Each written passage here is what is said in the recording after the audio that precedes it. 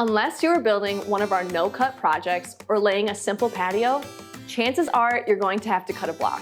And if you've never cut a block in your life, we got you covered. Hi there, I'm Amber, and today we're going to talk about cutting concrete blocks.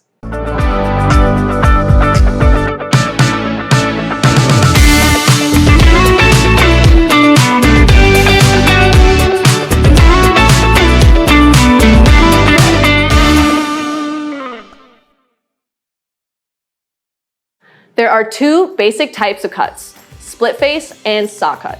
We're going to go into detail about both. But first, a quick safety brief. The proper protective equipment you're going to want is gloves, safety glasses, a dust mask, earplugs, and if possible, steel-toed boots.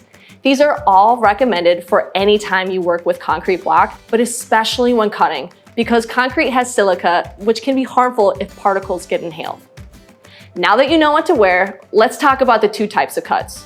First, the split face. These are used when you want to show off the look of the aggregate within the block.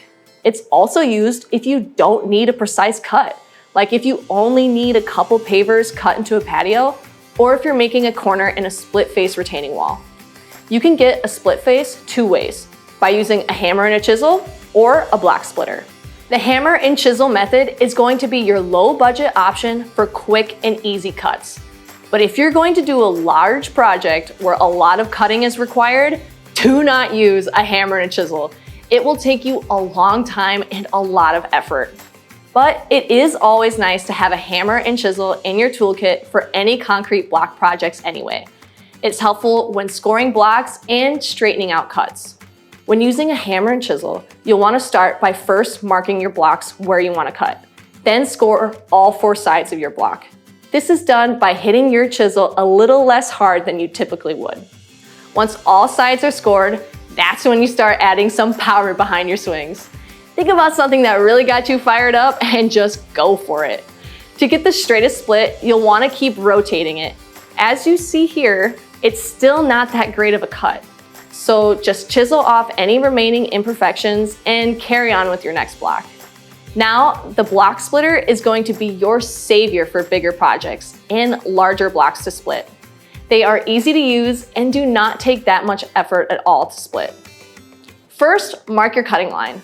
With a block splitter, you don't necessarily have to score all sides of your block, but if you want the straightest line, it definitely helps. Next, you'll want to put your cut line directly under the splitter's blade.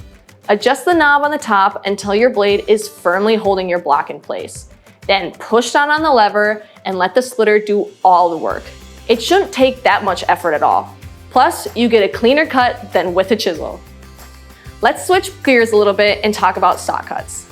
These can be used for many reasons, like curves in a walkway, creating corners for retaining wall cuts, and to make interesting designs within a patio.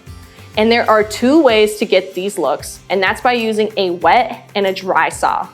Wet cuts are by far the best way to get straight cuts. The herringbone pattern is a good example of a patio that is going to require precise cuts. Using a masonry wet saw can make cuts within 1/16 inch or less. Plus, the added water will keep your saw cool and reduces the dust in the air. After you mark your cut line, align your block with the blade when it's turned off.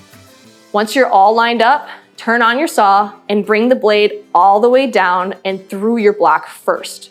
Then slowly push the block into the blade. You'll want to go slower than you think and just let the blade do all the cutting. When you're done, turn it off and set up your next block. As you can see from our comparison of all three methods, the wet saw is by far the cleanest cut. Lastly, we have dry cuts. Now, we do not recommend them because they create a lot of dust, and if you're going to do a large project with a lot of cuts, your saw can overheat. But most people like this option if they already have a circular saw at home. If you use this method, you'll want to use a diamond blade for masonry. And it's important that with a dry saw cut, you choose your location wisely. Anything downwind of your project is going to be dusted. So there you have it, the two types of cuts, split face and saw cut. Pretty simple, right? Hopefully now you can have a better idea of what cut type you will need to complete your next project. Good luck and happy cutting! For more information on any other patio installation steps, dive right into the rest of our patio installation videos on our website. See you soon!